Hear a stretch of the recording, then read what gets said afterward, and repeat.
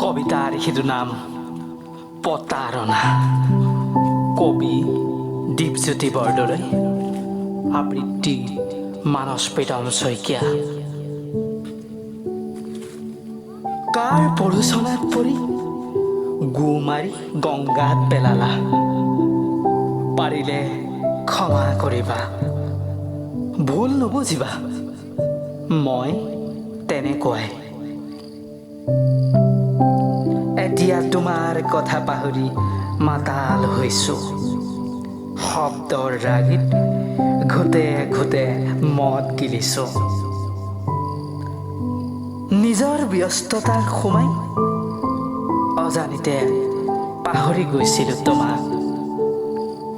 Please ভুল নুবুজিবা, মই তেনেকুৱাই। তুমি জানো দেখিছা কেতিয়াবা মোৰ হৃদয়ে প্ৰবাহিত হোৱা নৈখন? চাবা দিনক দিনে শুকাই গৈছে।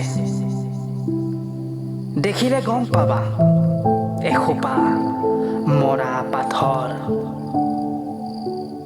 এতিয়া মই যুঁজ দিব খোজো অৱসাদ আৰু অৱকষ্ট। নালাগে মাতাল ৰাগী, লাগে মাথো শোভাযাত্ৰাৰ এখনি ৰথ,